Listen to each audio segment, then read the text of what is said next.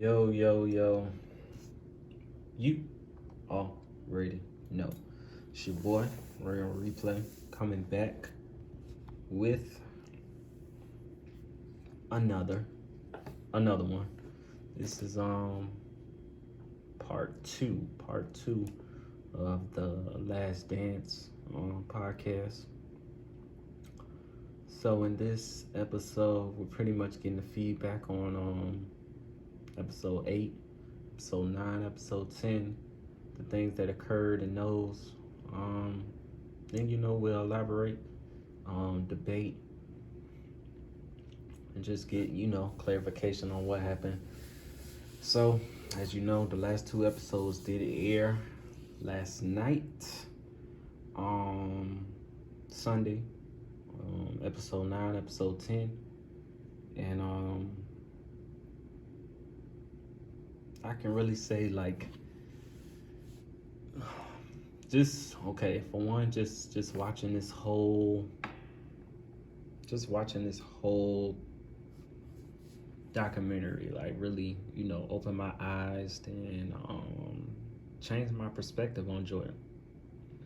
you know because like I keep telling y'all, like my first basketball um person that I really watched and really followed and really loved and really enjoyed watching was LeBron James. Excuse me, I'm sorry. Was Kobe Bryant. Excuse me. Seen Kobe, and then like I fell in love with the game that of how LeBron was playing the game. So just getting a different perspective of how MJ was playing, back in the '80s, that era. How defense was played, and back in the '90s, how defense was played. I loved it, man. I love the hand checking. I love the hard fouls. I love how you can body to body contact. It's crazy because how much the game has changed since then. The low scoring, the playoff series getting real intense. Like playoff series, playoff games, the scores would be 75-74. Or 86-73. Like games would be low because you're playing that much defense. Like the referees are really letting you go at each other, as far as in the post, as far as on ball defense with the hand checking. You're not really getting by like that. And I just love the hard fouls because it really made certain scores really think about going inside the paint.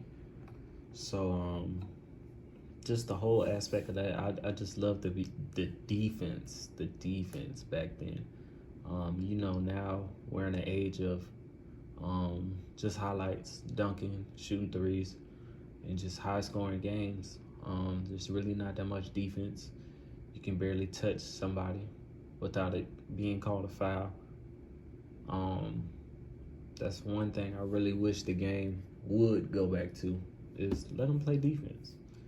I don't mind the hand checking. Like, let them hand check. Like, don't be so caught up in the pity pat fouls and things like that. Hard fouls. Don't always review a foul when you see somebody, fall hard to the ground. You know what I'm saying? Like, then the flopping came into play. Like, it's just a lot. I just really wish the game would just take a look at that, as far as with the defense, and let them get back to the nitty gritty, so where you can really see like who our scores are, like our greatest scores are, which we know who they are, but I just want to see them match up with some very intensified defense to see like how would their mindset go about going into a game. Um, would they change the way they play? Would they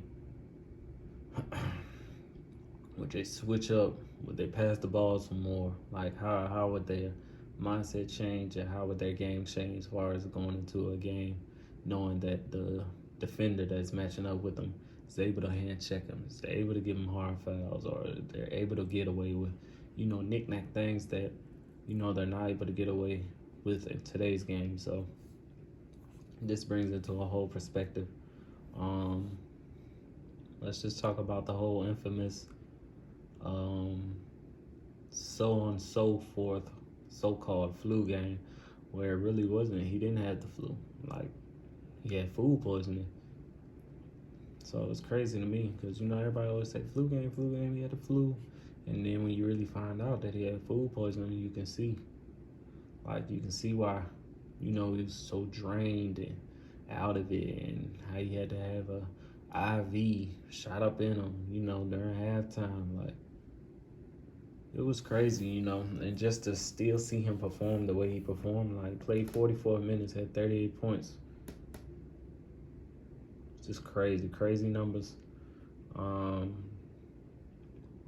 Then the whole incident, game 4 of the finals, 98. Dennis Rodman missed the media day and went. It's crazy because he got fined for $20,000 for missing the media day, but he came up on top because he did this. For all y'all, I don't know if folks were watching wrestling back then, but I was a heavy wrestling fan back then. Wrestling was, boy, back then wrestling was all the NWO. Come on, man, New World Order, like, that joint was just crazy. Like, Hulk Hogan, Randy Savage, like Randy Orton, like, yo, NWO back then, crazy. Like, wrestling back then was different. So anyways, like, Dennis Rodman missed a media day for game 4. After he missed it, he was at an NWO show. He got fined $20,000 for missing that media day of the finals, but he made $250,000 to show up for the NWO show. It's crazy how he just went wrestling, like, started wrestling during the finals. Like, it was crazy to me. But as you look back at it now and think about it, like, it was just, to me, it was like a perfect fit. It's a perfect match. Like, he meshed well with them. And then you can't even be surprised that, he did something like that, because it's Dennis Rodman, man. Like, expect the unexpected with him. So the documentary was just like, for me, what I took away from the documentary, it was just much needed information that I needed to watch, that I needed to know, because, I'm a basketball fan, and I never knew all of the things that were going on with the organization, with MJ, with Pippen, with Phil, with Dennis. I never knew all these things were going on. With Horace Grant, I never knew. Like, Steve Kerr, all this, John Paxton, I didn't know all this stuff was going on, because, like I said, born in '88, but I didn't start watching. Like I said, I didn't start watching the game till like 2000, 2001, when I seen Kobe. So just knowing, like, the ins and outs of things that happen, and it just brought, like I said, it brought a whole new perspective to the game that I needed. Like, it was something that it was like a missing piece of the puzzle that I needed in order to be complete, and I'm glad I got that. I'm glad they showed this. I love the documentary. Like, Michael Jordan is still number 2. I'll upgrade him. Thought I was gonna say number 1. No, I'm sticking to my guns, man. LeBron number 1, MJ. I say he moved up the spot. He number 2. Kobe number 3. I still can't. I don't know. I don't know. Even though he's 6 for 6 in the finals, he did all these accolades and all that. I still just I don't know. Still gotta give it to LeBron, man. Number one spot. So I'll take all the hate, all the oh my gosh, he said that. I'll take all that. But sticking with my guns, like I said, LBJ, the king, the chosen one. Number one on my list. Number two, Michael. Number three, Kobe, Bean, Bryant. Rest in peace.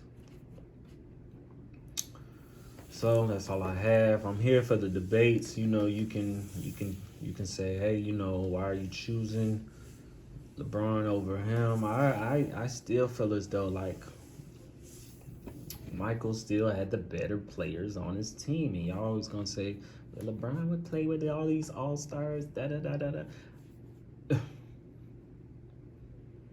MJ had the best rebounder in the world and the best on-ball defender in the world on his team. Facts, simple. I don't care. Drafted, yeah, cool. They drafted Pippen, cool. Rodman traded too. They traded, got him. And he had Horace Grant. Like, come on, bro. I don't care all about the drafting and all that. It was a different era back then. Two different eras.